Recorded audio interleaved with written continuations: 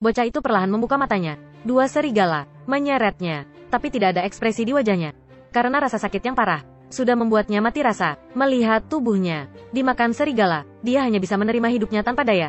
Para serigala makan enak. Raja Harimau Samba tiba-tiba datang perlahan. Serigala bergegas untuk menghindari. Samba mendatangi anak itu, melindungi satu-satunya tubuh yang tersisa. Samba mengaum pelan. Para serigala takut. Lalu, Samba juga menatapnya. Seperti anjing. Hanya Raja Serigala yang tidak mau kalah. Memimpin dan menyerangnya. Sanjun menggigit lehernya. Berkali-kali membantingnya. Lalu, melemparnya.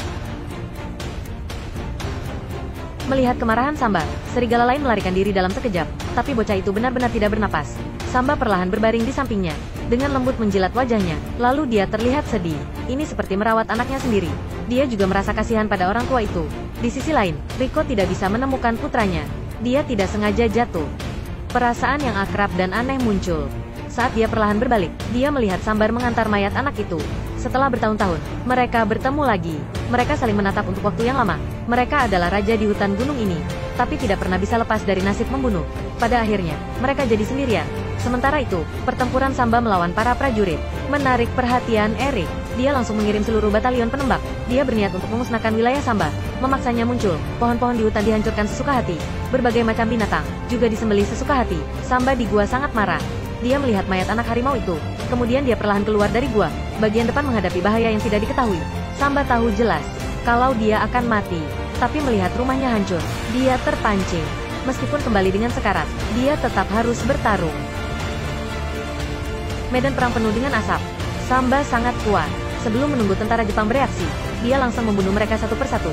Samba tiba-tiba datang menerkam, memutuskan untuk menghabisi mereka. Bahkan tentara Jepang yang kuat tidak bisa menghentikan kemarahan Samba. Pisau tidak mempan padanya. Dia ditembaki terus. Rasanya sakit, tapi masih belum cukup untuk membunuhnya sepenuhnya. Samba lari kemana-mana. Tentara Jepang dikalahkan. Pada saat ini, komandan segera menyesuaikan taktik untuk fokus semua daya tembak. Mereka menembak Samba. Hal ini membuat Samba marah. Dia tidak mundur. Sebaliknya, di tengah hujan peluru, dia bergegas maju. Terkaman terakhir, menerobos garis pertahanan terakhir tentara Jepang dalam sekejap. Tapi Samba tidak memperhatikan. Tidak jauh, Mario telah menunggu lama. Dia mencari waktu yang tepat untuk menembak kepala Samba. Tim penangkap harimau bergegas, memahan leher Samba dengan tali. Mario mengisi peluru. Dia berniat untuk menyelesaikannya sendiri. Binatang ini yang membunuh istrinya. Tapi Samba juga melihatnya pada saat yang sama.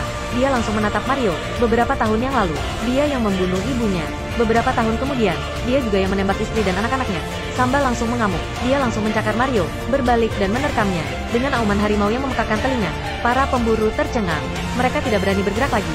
Mario berjuang untuk memegang senapan. Tapi lengannya dipatahkan Samba. Kemudian mulai menggigitnya dengan liar. Akhirnya, langsung membunuhnya dan melemparnya.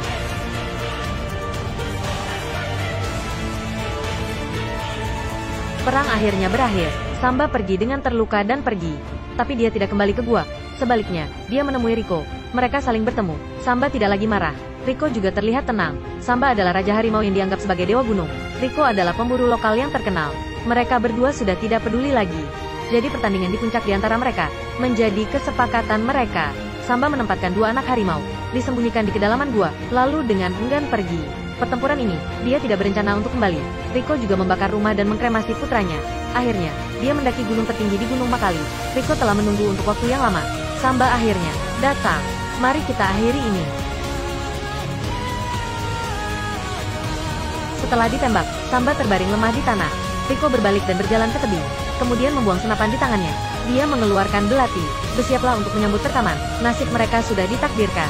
Mari kita akhiri ini.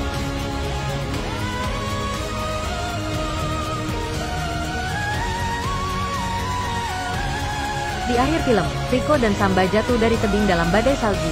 Setelah ini, tidak ada orang yang mendengar berita tentang mereka. Dendam mereka di badai salju juga dihapuskan, terkubur seluruhnya. Dalam hal ini, tidak ada kemenangan atau kekalahan. Mereka bertarung untuk martabat. Mereka adalah raja yang layak dihormati semua orang.